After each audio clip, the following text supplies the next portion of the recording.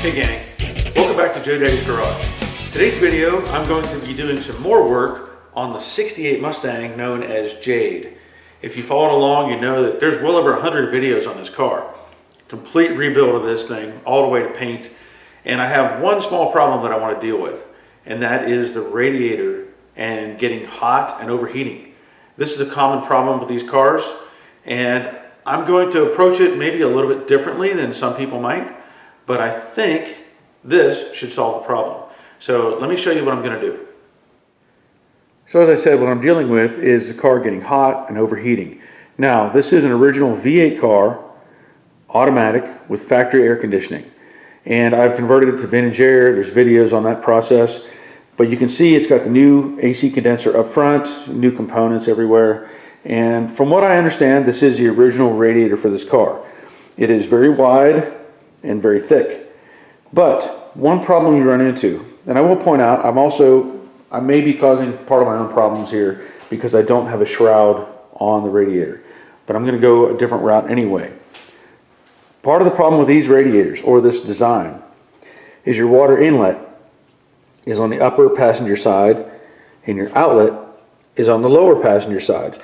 And in effect, what that means is you have a short pattern for this radiator to dissipate heat, because it only has to go over to this, maybe to the center, come back down and go back out. Some of that heat will continue to transfer over to the other side, but really nothing is going to help that thing flow all the way through these cores. So I'm going to pull this radiator out and I'm going to do a different approach. I know that up to 65 to 68 and I think 69, maybe early 69, I don't remember for sure, these inlets were on the passenger side, both of these inlets. Later model cars, they had the lower inlet on the driver's side. So in effect, you end up forcing the water or antifreeze to go all the way across to come out that side. To do this, I'm going to do a couple different things. One, I'm going to be using an aluminum radiator that was provided to me by Alloyworks. I have not opened that box yet, but I'm going to show you what's inside that box. I'm also converting to a 70 model water pump. I picked this up off of Amazon, and the difference, of course, is the outlet, instead of being on the passenger side, it's now on the driver's side lower. So I'm going to have to get a different radiator hose and take care of that. One more thing. This cooling system has dual electric fans on it and a shroud, and I'll show you all that. So it's going to have a place to mount a sensor, because that has to trigger the fans to kick on. So I have the factory sensor, or factory location, let's say, behind, I say factory, I have a temperature sensor behind the distributor that reads on the temperature gauge. I have noted that there's another outlet or port right there below the coil that could be used, but I may try something different, and I have that in the box. And basically this is an outlet that has a fitting or a port on top of the water neck. So really, if I mounted this in the same location, I'd have easy access to this port. And we'll see how that works.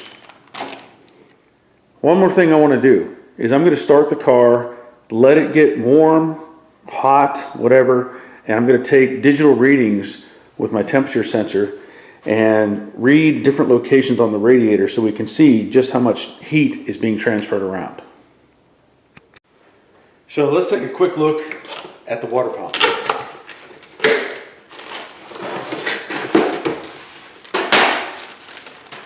Comes with a gasket, that's a good sign. And as you can see, well, it looks pretty well made. I like the finish of that. And this was, I think, about $54 on Amazon. So, and you can see the neck is facing down to the driver's side. Okay, if I want to do this, I'm going to open up this box, have a look inside.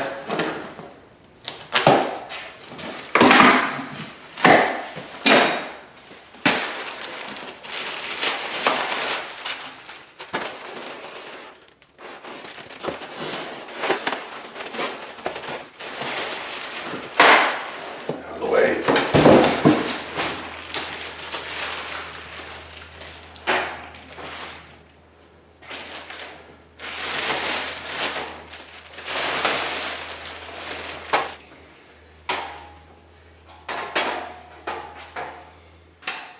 course, it has the ports down here for your automatic transmission hookups. As I said, dual electric fans, shroud. The shroud even has louvers in it to help transfer air. See this cap. Looks like a pretty cool cap, standard size. Now I don't know what the pressure rating is on this. Have not researched that just yet. It has an overflow. I'm at the top of the screen here. And then look at the other side.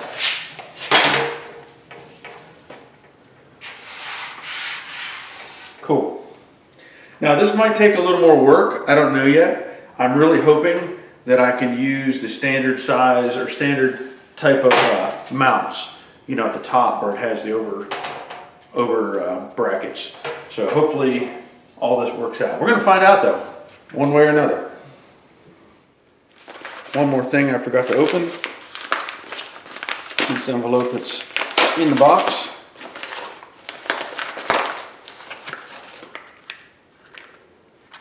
Water temperature sensor. Some wire connectors. Some more wire connectors. And a relay. Built-in fuse, that's a plus. Made. Okay. So that's not that big. Cool. So of course I'm sure, well, I say I'm sure, I don't see any wiring instructions. That could be interesting, but I would say that's a ground. I guess we'll figure it out moving forward. Now, just a quick observation, these wires are blue and black, so obviously a ground and a power. So there's a blue and there's a black, red and white. So maybe there's some instructions I'm missing. I guess I'll be contacting them to make sure I get this wired right. So we'll find out.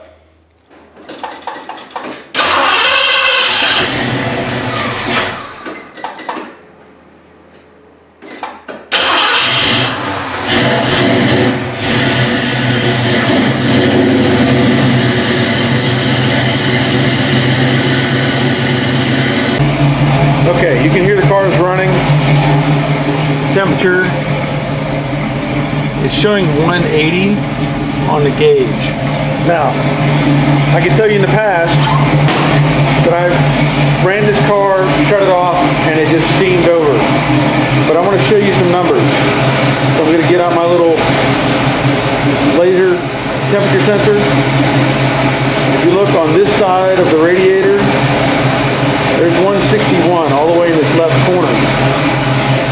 Go to that side at the water neck, 149, 150, 151.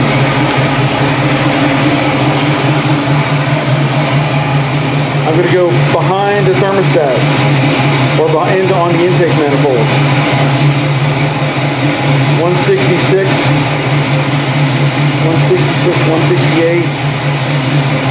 Go ahead of that, and on the water neck, I'm reading 149, 150.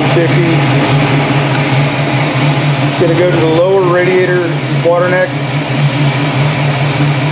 That's 146, 130. That's actually pretty cool. 134, 133. So readings, you can see 160 now up on this side. Now it is a cool day out, which is going to help. This isn't the middle of summer.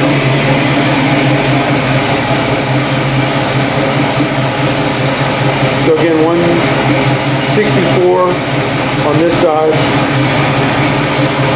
157 on that side. And I had that fan blowing towards it to blow the exhaust out, so that kind of may have helped them as well. I'm going to try to get the bottom of the radiator on this side, and you can see right there, it's 124, 123. So the heat isn't making it all the way over to this side like I had mentioned. You know, it's not passing it around. It's very cool on this corner versus this corner. I don't know if I can get to the other side or not.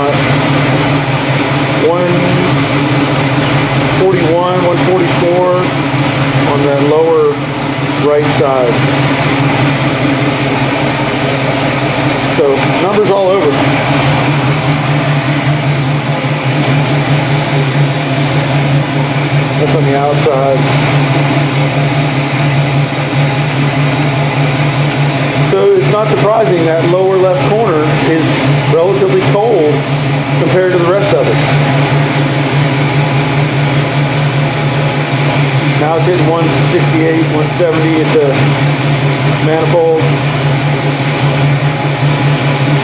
So interesting, you can see the temperatures all over the place. But either way, I'm changing this out because I can tell you for a fact, I've driven this car 4 or 5 miles, 6 miles, 8 miles, and I've stopped it and steam started coming out of it. So it definitely needs some help. I step back in the car. It's 190 based on what I can read there, because the next big mark would be 200, so I'm going to guess it's about 190 and slowly climbing. So I've left it run a couple more minutes. Now look at this left top corner, 166, 167, 168. 165 up there on the right corner. Again, lower left.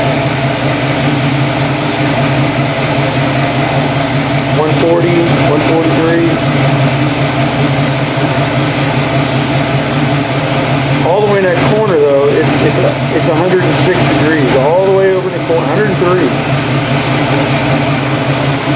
Pretty crazy. Water neck 172, 154 on the front side, 170 on this side.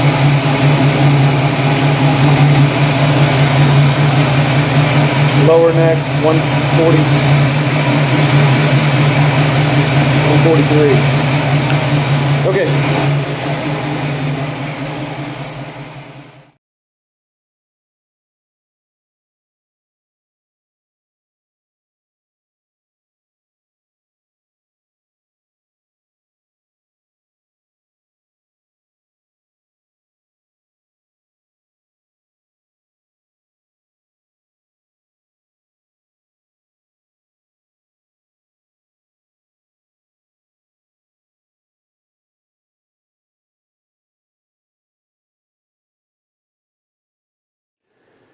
All right, I have the radiator out, I have the fan blade off, and I did a test fit. And I will tell you, this is not a direct bolt in. Don't be thinking this is going to bolt right in and you're done. The problem is, if you look at this bottom tank, this is probably made to fit a variety of vehicles, but the Mustang has the lower bumper pads that kind of come around this area, and with this drop, those pads don't even touch. It's making contact here in the middle. There's a spot right there. You can see a little bit of black or something, but that's where it was making contact. So the width down here, the perches are way to the side, and that lower tank is making contact here in the middle. So just be aware of that. I am going to build something that's going to go right here in the middle, and I might use some light angle iron or sheet metal, heavy sheet metal, and bend something that I can have around this, and maybe put some rubber pieces around it as well. The other conflict, this has this style of bracket that sits in these trough areas on the radiator. This doesn't fit. The radiator is wider than these. So I may try to modify this, spread these apart a little bit, and see if I can't get them to go around that. But for now, that's not going to work either. Just letting you know. If you were hoping, I was hoping this would be, basically a direct fit bolt in, but not going to happen. I think I found something that I can use. This is some scrap metal left over from some sort of toolbox or something. I have several pieces of this stuff, pretty heavy gauge. If I put the two pieces together, they'll fit around this with some room to play.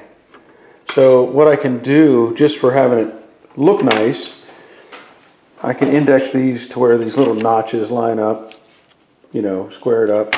Take this, one of these, whichever, and center that notch in the middle there and cut this off on either side between the fittings for the transmission cooler. And then once I have those the same length, let's say, I can adjust the width however I need it in and out and weld it together.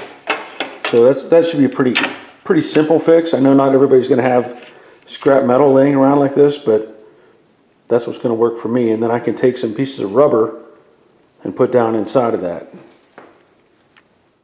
So I want to give you a visual reference of what I plan to do with those two pieces of metal down there. As I said before, I'm going to put the two pieces together to make a channel. And if I take one of these, well, if I take them both out and I show you, there's a hole in either one of those mount points for the rubber bushings, or rubber carriers, let's say. So I'm going to use those as a vertical mount hole.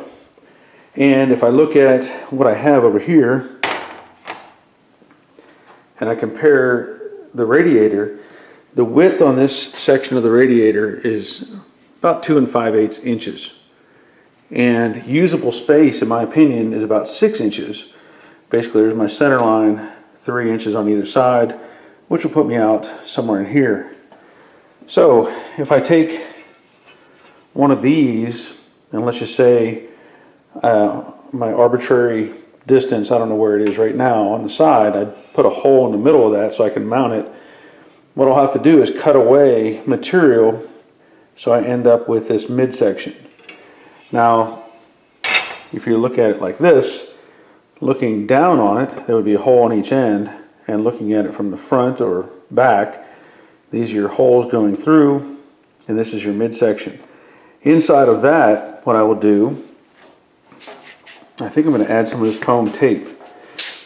Now, I had used this foam tape on the window channels when I put this gaskets in the car, and this stuff is sticky on one side. It's about 1/8 of an inch thick, and so I can put that inside of the channel that I'm going to have, and that'll support the radiator to keep it from vibrating around. At least at this point, that'll take care of the bottom section.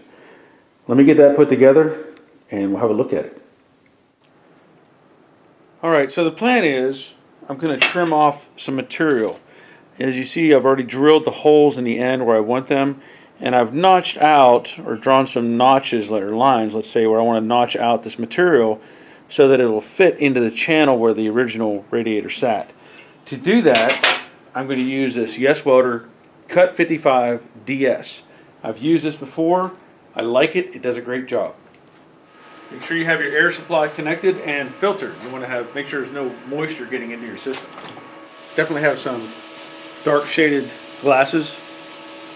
And I wear hearing protection, and a lot of times I will wear a respirator, but today I'm just going to make some cuts.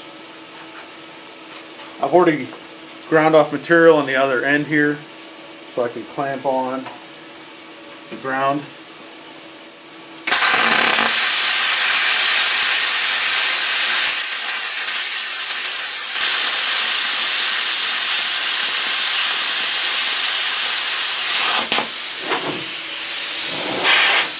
Like butter.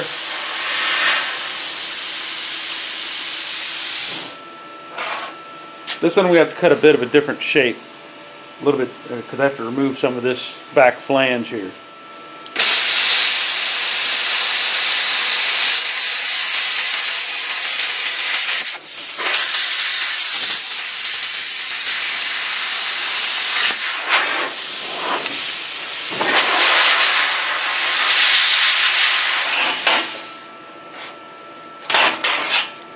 Alright, shut that off.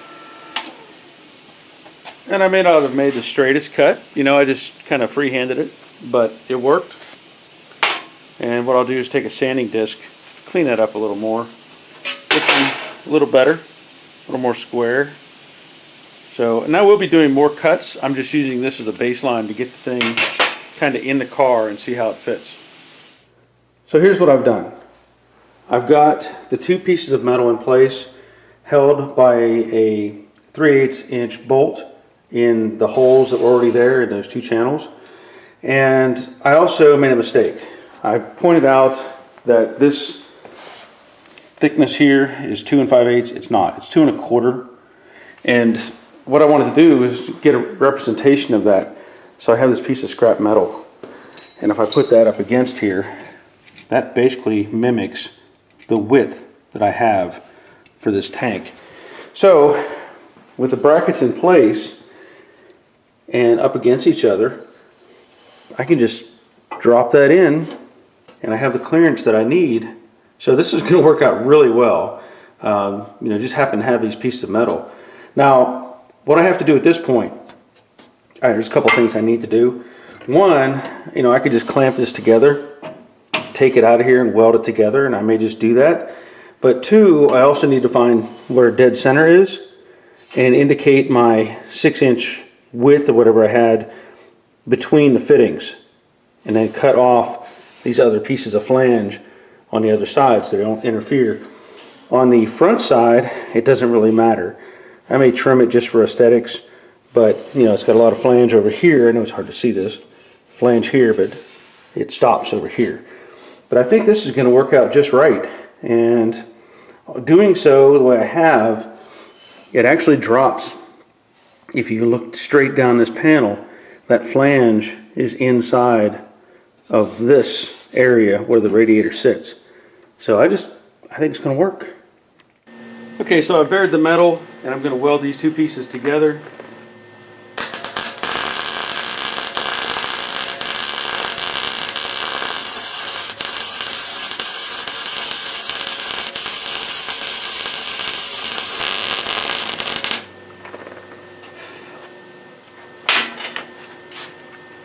I love welding heavy stuff like this.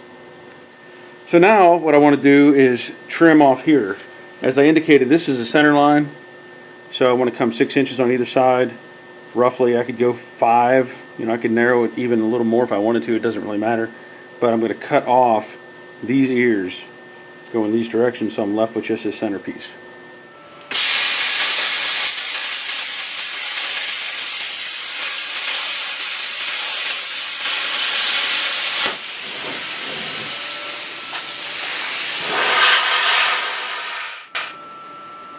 And I still think I might just cut off this excess over here, just for appearance. So I need to measure that off and then I'll remove that piece as well. Okay, so let me tell you, I was a little concerned. I put my bracket down in the bottom. I put some foam tape on it. I wanted to test fit everything because I always, you know, say that. You got to test fit this stuff.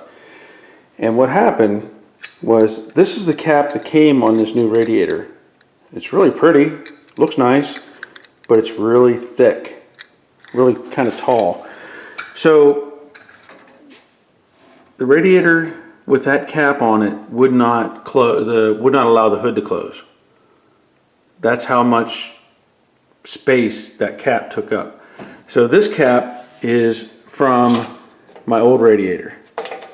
You know, it's the old regular style type of cap. And if I put this one on, you can just see how much taller that thing is in comparison. And just that much. I mean, I'm talking, I don't know, a little over 1/8 of an inch is all it took. So I think I'll be okay with the other cap. I would have liked to have used this one, but just keep that in mind if you're doing one of these. You know, you have to be able to clear the hood. I was concerned before with the height of the end of the tank there, but that clears the hood just fine. It's just this cap. So I have to use, you know, either this cap or a similar one in place of it. But I think it's still going to work.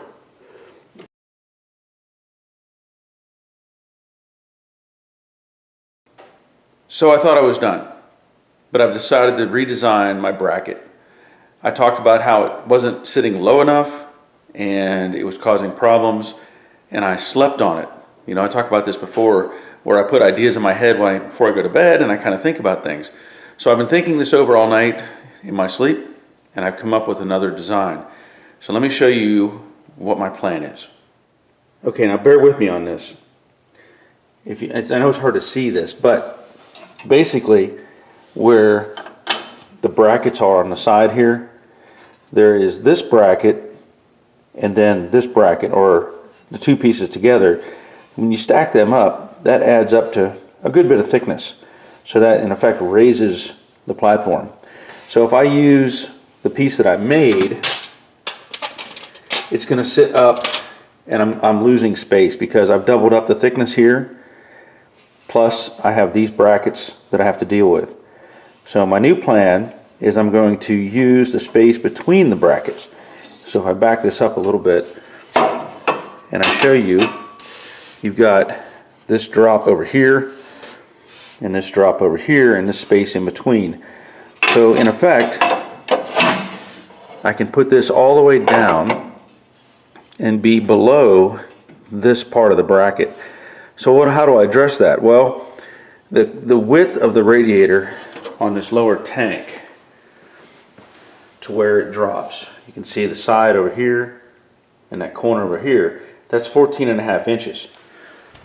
So if I use my bracket that I made as a reference, and I kind of just eyeball it on where these holes are, right? I know I have a center point right here that I've already drawn. You probably can't see it, but it's right there. So center point, 14.5 inches.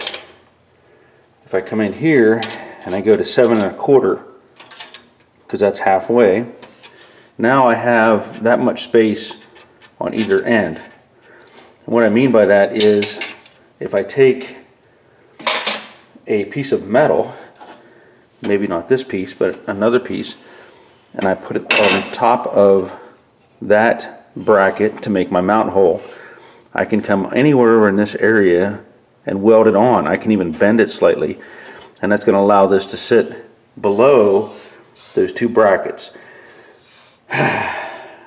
Anyway, you know, I'm trying to do this so that everybody can have an idea if they want to use one of these radiators. Yes, there's probably easier ways to do this. Maybe a different radiator or whatever, but I'm going to try to show you how to use this one. So I'm going to build this thing, and rather than show you all the steps of the process, I'm just going to build it and then show you what it looks like when it's done. Well, I've made my version 2.0, let's say, and basically, again, I'm working with some scrap material here. I'm not worried about it being exact. I just need it to hold the radiator and look decent. So what I ended up doing was take one of those pieces that I had. Well, I took the two pieces and I separated them, because if you remember, I had them overlapped, and so that created some thickness. And then I made an extension on one side here because this wasn't long enough. I put this piece on top, so there's a bit of a joggle right there, and that let this sit down in like it should. And I think this is going to work. So I've added the foam to the inside. Another thing I did, I welded on this flange in the front as a stop to go against the front side of the radiator, or the back side, depending on how you look at it. And I still have to modify it a little right here. I realized that it ended up too close to that fitting for one of the tranny lines. Not that it's rubbing on it, but I want to have a little more clearance, so I'm going to cut that piece off. And you know, that's what I come up with. So if you're looking at doing one of these, you know, you might have to be creative and come up with your own design or something similar to this. Let's see what it looks like in the car. So here it is in the car, new bracket that I designed, and I want to show you the problem I have. Even though I can shut the hood, this cap is just, I mean, it's touching the hood. And to show you a comparison, if I can, this measurement I have is about an inch, I don't know, 1/16", somewhere in that range. And that cap is pretty tall. If I take that one off,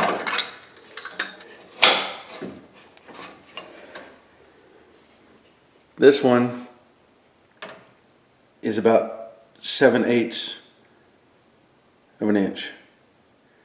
So I would say 3/16 of an inch is pretty important.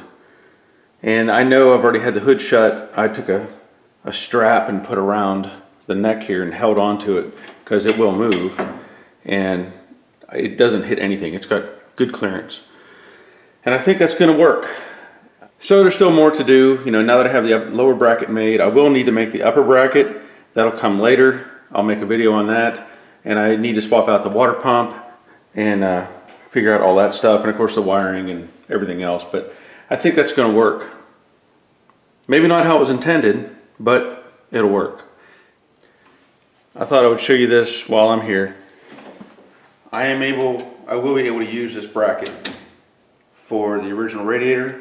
What I did is I just took a sanding disc and I knocked down these fat sides of the rubber pieces, and I also just spread these open a little bit more. I stuck that end in a vise, rotated it, and just flared it just enough to where now, of course I have to align everything, but it's going to work. Good deal. So that'll be the end of this video. Now that I've made all this happen, there'll be more to come. I want to thank you for watching. Thank you for subscribing. And until next time, take care of yourselves. See ya.